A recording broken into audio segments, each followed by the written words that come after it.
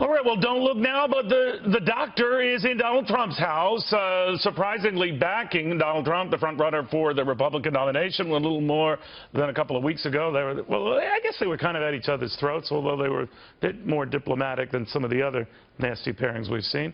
Dr. Ben Carson joining me now. Doctor, good to have you. Good to be back, Neil. Why Donald Trump? Because I am very concerned about the process that we're in right now, where we have political operatives trying to manipulate the results. And the fact of the matter is, this should be a decision that is made by we, the people. And I believe that if this is carried on and they are able to deny him the nomination, it will wreak havoc in the party. It will destroy it, and it will hand the election to the Democrats, who will get 2 of 4 Supreme Court picks, and the face of America will be changed for decades to come. When you compare that against if Trump gets in and he's not a good president, which I don't believe will be the case, I think he will be a good president, particularly with help, you're only talking about 4 or 8 years. So, I mean, you have to put these things in perspective and be able to look at the big picture. Now, earlier today, Doctor, at this joint press conference, Donald Trump had said he has the big lead here, and that should be reason enough to see him as the eventual nominee. I've had historians here, including one just with me just a second ago, who says, well, unless in this case it's 1237, you're not there. What do you think of that argument? If you're not at that number, that magic number, and you know it well, you're not the nominee? Well, I mean, the rules are the rules, and as long as the rules stay the rules and we don't change the rules at the last minute, I have no problem with that. All right, so if you go to a first ballot, I'm sorry, Doctor, you go to a first ballot and Donald Trump comes up just shy of the 1237, then what? The rules are the rules, and then, you know, it becomes a contested convention at that point. That doesn't necessarily mean backroom brokering. It just means that it's being contested at that point. And I think there probably would be appropriate ways to resolve that. All right, but your fear was, and you expressed this, to be fair to you, in the middle of the campaign when you heard this talk about dinners and Republican establishment type folks getting together to discuss their concerns about Donald Trump. Even then, when you were still a very active candidate in the race, you didn't like the sound of that, and that you, too, had threatened, it seemed, to bolt from the party. Have you been, have those concerns allayed in part, alleviated somewhat what? Those are very legitimate concerns with what I'm seeing happening right now. And I want particularly conservatives to recognize that the danger is not so much Donald Trump.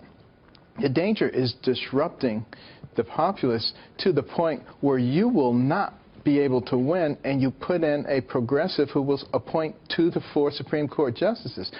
If you can't see that, and you see what a big danger there is there, we're in big trouble. Why not Ted Cruz, Doctor? Why didn't you go or consider him? Because I don't believe that he has the same ability to draw the independents and to draw the Democrats and to pull other people into the party as Mr. Trump does. So there were not sort of like simmering differences over the whole issue in Iowa and later on and other events and primaries where you argued that... I'm long beyond that. Are you sure? Because some would view that was, this is Ben Carson's got you back to Ted not Cruz. at all. Okay. No, I'm looking at much bigger pictures here. I'm looking at our children and our grandchildren and many generations beyond that and what we're going to do. And I'm also looking for somebody who's not really attached in any way to the establishment. And one of the things that I admire about Donald Trump is he's self-funded. It's the same reason that I wouldn't accept money from billionaires and special interest groups. You've got to be able to go in there and do what has to be done, and it won't always be the most popular thing. How did this come about, Doctor? Did you seek Mr. Trump out? He, you, what? Well, we've been friendly, and I just called him up and I said, Donald, we need to have a talk. And he said, absolutely, 100%. And, you know, I went over, I wanted to basically test them by, you know, throwing out some ideals and seeing how he reacted to them. And if he'd said, no, that's not how we do it, I would have been out of there. But really? He wasn't like that at all. He was very, very amenable and very pleasant. And I think it's going to be a very easy person to work with. And that's why I said, you know, there are two different personas. There's the one that's projected by much of the media as this egomaniac who won't listen to anybody. And then there's a much more soft, cerebral individual who really does care about this nation. And what you have to remember about Donald Trump is, you know, he likes success, no matter what he's doing. And he would want to be a successful president. And he knows that in order to do that, he's going to have to surround himself with some awfully good people. He knows that. But you never mentioned this soft, cerebral Donald Trump during the campaign. I mean, when did you get access to that candidate? Because you were talking more about the louder in your face one when you were at each other's throats. Well, you know, once I dropped out, unlike some people, I didn't decide to disappear. You know, I still had the same goal. The goal that I had in the beginning is to save America. So what do? You sit down and you start thinking, what is the best mechanism that we can still save this country? So the candidates who were still out there, Doctor, you said of the group I still see out there, he's the best? Yeah, I mean, I think they're all fine people. Right. And I wouldn't have any problem with any of them. But you have to look at what is going to work. Because if we fail at this endeavor, we're in trouble. Did any of the others ask for your support? I have been talking with them, and they all indicated, obviously, that that would be a wonderful thing. But, you know, of course that would be a good thing for anybody. But what I have to look at is how do we save this country for the next generation? Did you give them a heads up, hey, I'm going to support Donald Trump? No. I mean, it did manage to leak out, as you saw. By Donald Trump himself. This has come up before, Doctor. I'm obligated to ask, were any positions offered, or did you inquire about any positions in the Trump administration? I did not ask about any specific positions, except that, you know, I would like to be involved in helping to formulate the policies to make sure that, in fact, not only do we provide the economic stability for the next generation so they can enjoy the American dream, but also that we take the right stance on the world stage. So, because the world needs us in a leadership position. A cabinet position for yourself or anything like that? There was no stipulation attached to your... Absolutely not. Okay.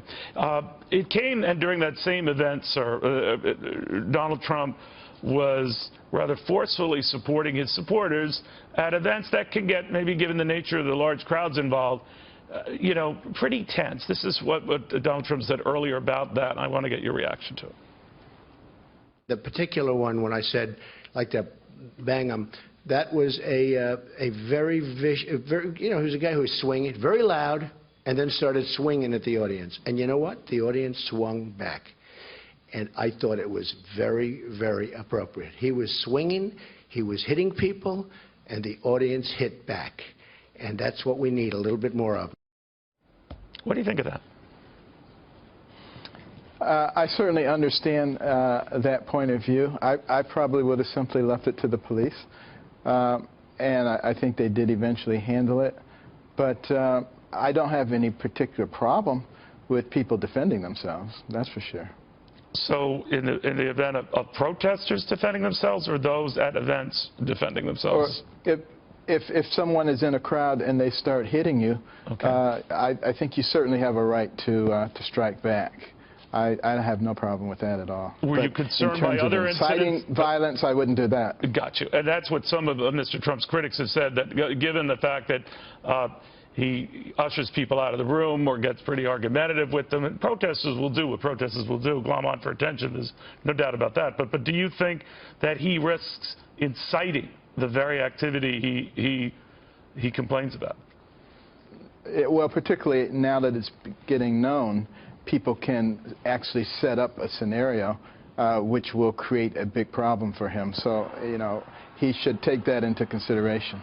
Now, Doctor, you have been throughout the campaign a very calm, stabilizing presence. In fact, with all the craziness and invectives and nastiness going back and forth, you were true to exactly what you said you'd be, a calm, low-key. I guess some of your campaign staffers say almost too low-key. Some of them wanted you to get in your face and get a little nasty. You never did. And I'm wondering, you know, there would be many who would argue that because of that, it hurt you. Do you have any regrets that you weren't more animated, more agitated, more willing to trade nasty exchanges, do the stuff that politicians do? No, because that's not who I am. That's not what motivates me. And, you know, my example really, I've said it before, is Christ. And I'm going to act in a Christ-like manner no matter what is going on. And that evangelical vote that seems to be tipping to Donald Trump on any level, if you knew going into this race and when Donald Trump joined this race that that would be the case, are you surprised? Well, first of all, when you talk about evangelical vote, what is an evangelical?